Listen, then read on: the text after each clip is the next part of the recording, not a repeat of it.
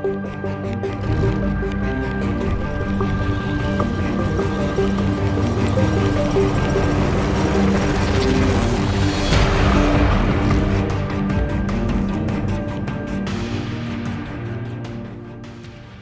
going on, guys? Vital Syntax here, and this is more multiplayer gameplay from Battlefield 4 from the official E3 2013 Twitch live stream that they've been doing through the week at E3. There'll be a link in the description to that page, and I suggest you guys check it out because they'll be live streaming more tomorrow, as well as they have all of the previous live streams recorded up there for your viewing pleasure. If you missed anything, there's so much alpha gameplay on that page. It's definitely worth checking out. But in this video, I'm going to be talking about the U-100 MK5. It's a light machine gun in the support class, and I'm going to be giving you guys details about it in real life, details about it in the game, and also talk about the support class in general.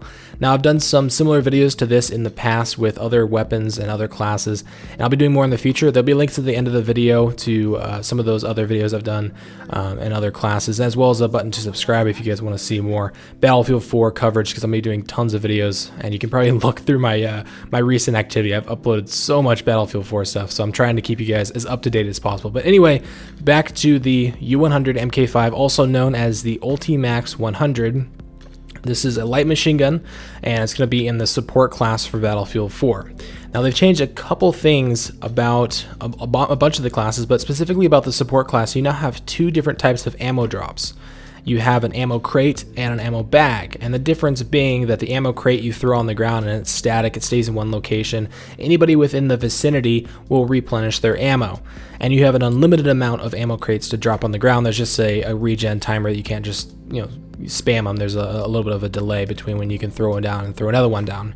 And then you also have the ammo bag, which you can throw onto objects, for example, a player, a vehicle. That way you can throw an ammo pack onto, let's say, your squad mate or a vehicle, and they can regen their ammo while they're moving around the map. They don't have to stay in one location near that ammo crate to regen their ammo. But the ammo bags are not unlimited. You have a limited number of them. It's like 2, 3, or 4, something like that when you spawn in. Now, I'm not sure if you can replenish the ammo bags with the ammo crates. That'd be kind of an interesting trick. But this also kind of carries over to the assault class, because you have the medic crates and the first aid kits, or the medic bags, and it has the same principle where you can throw it on the ground. Anybody within this vicinity can regen, or you can throw a bag and it actually attaches to an object like a player. That way they can regen their health without having to stay in one location. They can move around the map and still regenerate health, or if you're playing the support class, still regenerate ammo. Now, there's been some people that have noted that the ammo glitch is something that they're working on, where if you reload your magazine, you actually lose that entire magazine. You don't just lose the bullets you've lost. And I've heard, I think it was Jinto that tweeted out, one of the community managers, that this was a bug in the game that they're working to fix. But it was also something that we're going to have in the hardcore game mode. So that might be a feature we'll see if you're playing something like Hardcore Conquest. Now, back to the UK, or the MK5 Ultimax 100. In real life, this gun has extremely low recoil, and making it extremely accurate. And hopefully they'll represent that in game. You can see in the gameplay it does have some recoil. Maybe that's just because he doesn't have attachments like a foregrip. And there's actually a couple different foregrips you can get. There's an angled foregrip and just the normal hand vertical foregrip that you've seen in past like Battlefield 3. Now, this gun is fully automatic only, and it also features a 45 round magazine, or 46 if you have one in the chamber in game. In real life, it also accepts 30 round Stand A mags and 100 round Beta C drum mags. So maybe that'll be an attachment or upgrade we'll see in Battlefield 4, as you'd be able to get 100 round Beta mag, which would be really cool. So this gun shoots the 5.56 by 45 millimeter NATO round with a fire rate of between 400 and 600 rounds per minute, and a muzzle velocity between 945 meters per second and 970 meters per second, depending on what type of ammo you're using. Now, this might not translate perfectly over to in-game stats, but in general, in real life, this gun has a very, very high muzzle velocity and a fairly low rounds per minute fire rate. So I think they're going to probably represent something similar in Battlefield 4. And this weapon kind of reminds me, say, for example, the M27 IAR in Battlefield 3, where it's kind of a mix between a assault rifle. It's a little bit more mobile, has a little more accuracy, but it's also a light machine gun at the same time, meaning that you can upgrade it and get a larger magazine and be able to suppress quite a bit more.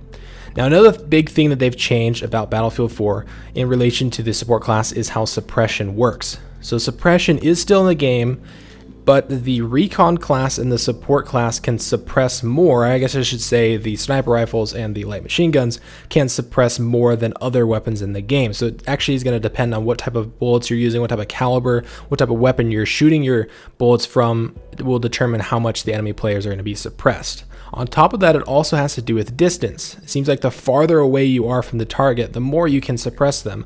So in close quarters combat or in medium range combat, you're not going to be, this battle of suppression where you can't even aim accurately. It's more of a deterrent at longer ranges where you can suppress the enemy and hopefully help your team move up cover to cover by, suppressing them so they can't shoot back at your teammates, which is actually, I think, a perfect solution to the problem that I had with Battlefield 3 and its suppression. So anyway, that wraps up this video overview of the U-100 MK5 in the Battlefield 4 pre-alpha. Keep in mind everything is still under development and lots will change. Hopefully you guys enjoyed the video. If you did, feel free to leave a like or comment down below what you think about Battlefield 4 and this weapon in particular. And if you're interested in more weapon coverage and videos about Battlefield 4, don't forget to subscribe. Thanks for watching, and I'll see you guys in the next video. Especially with spectating, but even then, just you can't forget about the fact that is a view of the commander mode. But Alpha Squad pushing out, they're shooting each other, because they have this middle covered. They're good to go. Yeah, so right now they spot one player that's over there towards the island. He's going to look towards the sky to try to launch it as far as he can. Turns out physics, it wasn't his main class that he went to there. As right now he's going to continue to be able to push up, be able to pick up one. And that's going to be enough so far. Pick up one, but on his flank side, he was going to get taken down. Looks like somebody's found a perch up there on top, kind of taking advantage of the fact that he can jump off the skyscraper, parachute in, and hang out over there on the side of this building. This is just a beautiful spot for him to be on. I really don't think that he's going to get spotted, but remember, you can take advantage of it as an infantryman and kind of QQ, if you will, for those that are actual Battlefield players. You can actually spot